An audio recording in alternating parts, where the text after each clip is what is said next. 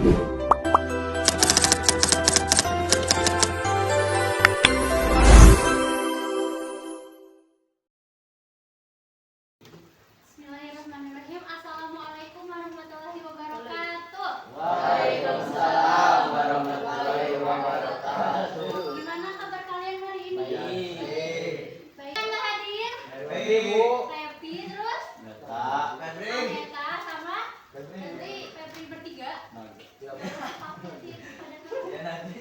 KM siapa? Fahri. Fahri tolong pimpin doa sebelum belajar. Untuk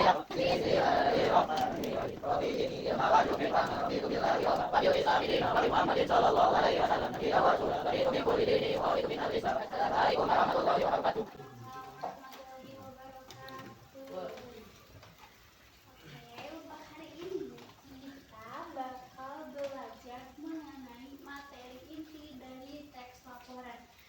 Di sesi kemarin kita sudah membahas sedikitnya mengenai apa sih teks laporan itu, membahas atau mengemas ya contoh dari teks laporan.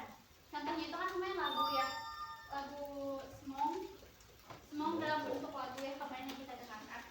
Nah terus untuk hari ini kita bakal membahas mengenai apa sih teks laporan itu, tapi tidak akan dibahas secara terperinci atau lebih dalam. Kita hanya akan membahas mengenai definisi dan tujuan dari teks laporan itu sendiri. Nah, kita bahas dulu mengenai definisi teks laporan. Di sini tertulis jika definisi teks laporan merupakan sebuah teks yang berhasil atau berisi hasil pengamatan atau penelitian terhadap suatu objek. Ya, objek itu berupa banyak macamnya. Bisa hewan, bisa tumbuhan, bisa mungkin suatu kejadian atau mungkin tentang seseorang. Bisa diteliti ya tentang penyakit atau apapun itu. Terus teks ini tuh disusun dengan sistematis dan objektif. Sistematis itu harus tersusun dengan rapi. Harus ada pendahuluannya, harus ada alasan, abstrak dan sebagainya macamnya. Harus ada penjelasan dari penelitian tersebut.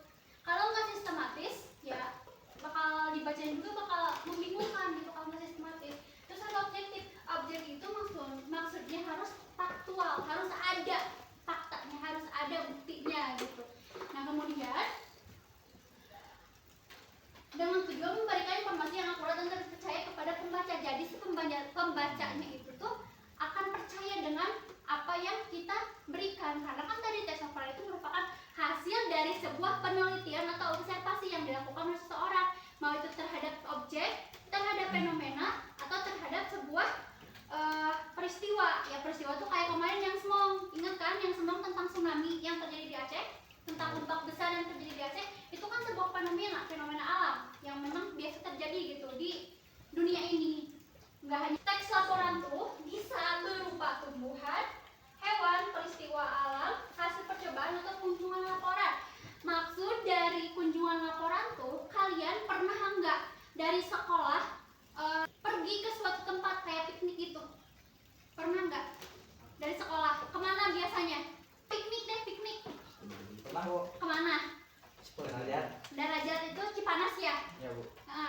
Kolam pemandian air panas. Oke, selain ke pemandian air panas, kalian pernah nggak berlibur ke bersama keluarga kemana gitu? Atau nggak sama teman-teman? Laut. Oke, laut apa? Laut tuh banyak. Santolo itu berarti ada di selatan ya, Garut Selatan. Kemana? Pantai mana? Cecep. Ke pantai mana? Sayang Talang juga masih kawasan Pamungpek ya, masih kawasan Garut Selatan. Oke, seperti tadi yang dikatakan oleh Abu, Fahri sama Cecep, kan mereka tuh bilang kalau mereka pernah berkunjung ke laut sama ke pemandian air panas. Kalau misalnya kalian dari sekolah, misalnya dari hasil kunjungan kalian itu, biasanya di suatu sekolah tuh harus mewajibkan siswanya untuk membuat laporan terhadap kunjungannya. Di Santolo itu ada apa sih? Di Sayang Heulang itu ada apa sih? Di Darajat Pas itu ada apa sih? Sejarahnya apa? Dan ada fenomena apa? Misalnya di Santolo itu kan dikenal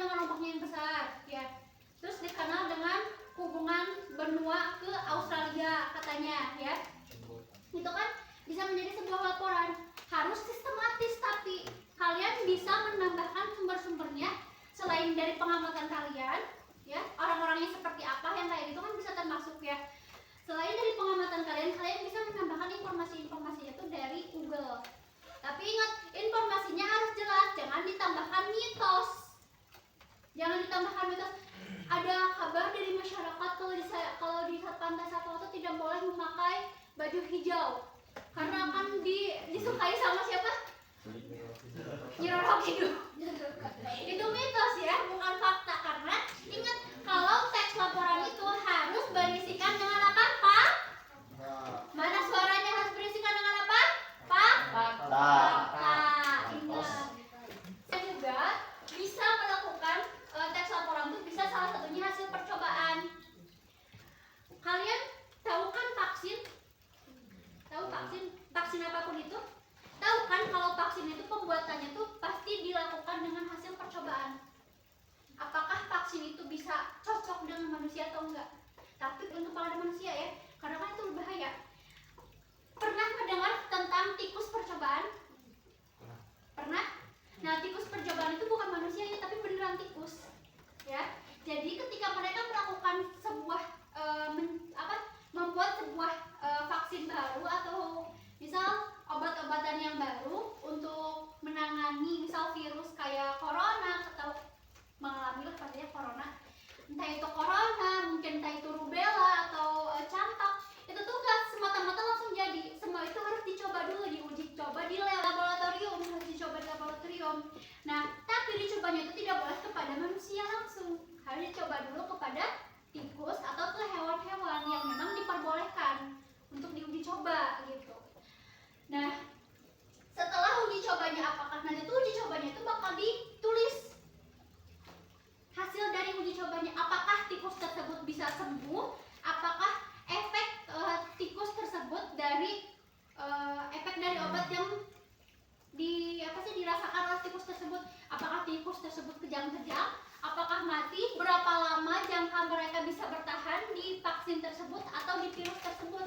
Itu semua bakal diobservasi, bakal ditulis dengan berupa teks laporan ya. Kemudian boleh itu tentang peristiwa alam, boleh. Kemarin kan kita sudah membahas mengenai smog ya. Smog itu kan merupakan salah satu peristiwa alam yang terjadi di Aceh, yang ombak besar atau tsunami, yang nantinya itu dijadikan untuk sebagai mitigasi bencana, sebagai pengingat kepada orang bagaimana caranya kita agar bisa menghindari ombak besar tersebut, seperti itu.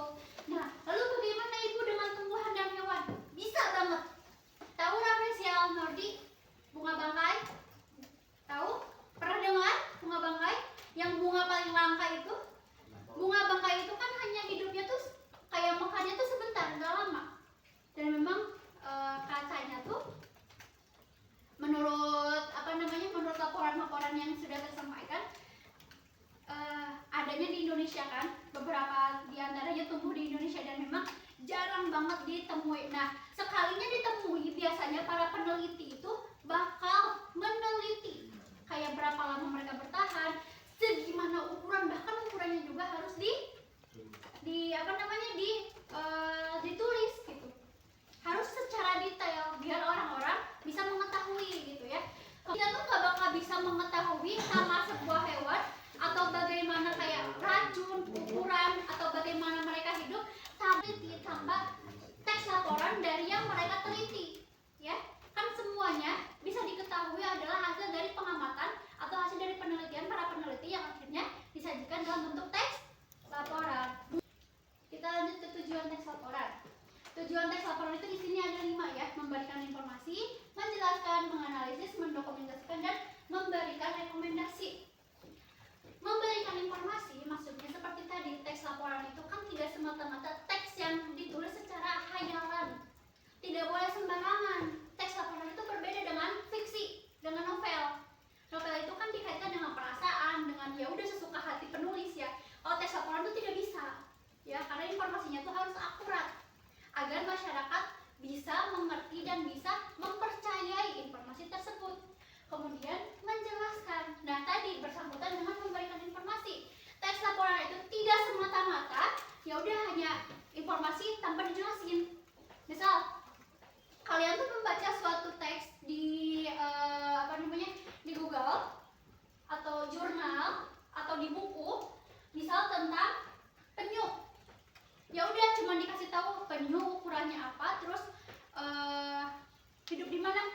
itu kan itu tidak detail ya.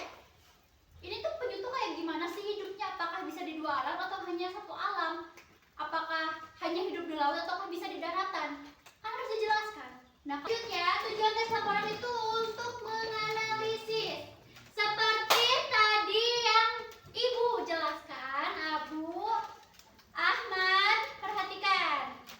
Seperti yang tadi Ibu jelaskan, teks laporan itu bukan semata-mata teks yang ditulis berdasarkan kemauan atau imajinasi penulis saja, ya. Tapi harus ada analisanya, harus ada penelitiannya, ya kan? Mendokumentasikan. Nah, mendokumentasikan di sini itu apa? Teks laporan itu seperti tadi kan ada yang fenomena atau enggak yang teks laporan kunjungan. Ingat yang kata Ibu bilang ketika kalian pergi ke suatu tempat terus kalian membuat laporan tentang tempat tersebut. Seperti ada apa saja, terus ada perubahan apa dari waktu ke waktu, dari tahun ini ke tahun ini, ada perubahan apa, itu kan bisa disebut dengan dokumentasi ya. Dengan menyertakan apa? Bukti berupa foto. Ya, harus ada buktinya. Entah itu foto, entah itu video, biar orang-orang semakin percaya bahwa apa yang kita jelaskan itu benar. Selain hari ini bakal menonton mengenai tadi kita ngebahas sama Raja Ampat kan? Ya, karena memang materi kita di bab ini itu tentang kelautannya, kita tidak akan membahas dulu tentang tempat-tempat bersejarah, tapi kita akan membahas mengenai laut di Raja Ampat. Videonya itu berasal dari Nat Geography. Terus nanti itu termasuk dokumenter ya, dokumenter. Walaupun memang teks laporan itu harus berupa teks, tapi kita bisa melihat contohnya itu dari sini. Karena National Geography itu biasanya memiliki, boleh diperhatikan sebentar. Perhatiannya, oke. Karena biasanya memiliki informasi yang akurat ya dan dijelaskan secara faktual ya. Judulnya itu Jalan Keluar Menyelamatkan Raja Ampat dari Kerusakan. Ada yang bisa menyimpulkan nggak tadi video tentang apa? Ya, Raja Ampat. Tapi apa? Mana Raja Ampat? Masa Raja Ampat doang? Kesejahteraan yang mulai terancam ya. Karena apa? Ada yang tahu nggak? Kenapa mereka bisa mulai rusak gara-gara apa? Sampah itu paling utama ya. Terus banyak apa? Banyak yang membawa ikan ya. Kan dulu mah memang pemancingnya tuh bisa mancing di pesisir, tapi karena banyak nelayan atau banyak kebutuhan mengenai seafood atau makanan-makanan laut, jadinya di luar kendali. Akhirnya yang harusnya kita bisa, mereka ya bukan kita, mereka bisa memancing di pesisir pun kesulitan karena harus ke tengah, harus agak ke tengah agar mereka bisa mendapatkan ikan para nelayan ya. Terus kita sangkut pautkan ini dengan yang terjadi di pantai-pantai kita. Kalau kalian di Santolo, kalian sering nggak ngeliat sampah di mana-mana? Jijik gak? Jijik. Tapi kalian sering ngebuang sampah sembarangan? Sering. Ah, cuma satu bu, kata 1 juta orang di Indonesia. Satu di luar 1 juta? Iya, kebayang nggak 1 juta sama gimana banyaknya? Nah, cuma karena pemikiran cuma satu kok. Cuma satu itu, menurut pemikiran jangan 1 juta deh. Penduduk di Indonesia ada berapa juta? 200 sekian juta, hampir 300 juta penduduknya. Enggak, aku cuma buang satu sampah plastik doang menurut 300 juta orang per hari. Bayangin berapa ton itu per hari, ya kan? Jadi buanglah pemikiran tersebut, kita jaga alam. Yang bisa dipahami? Oke.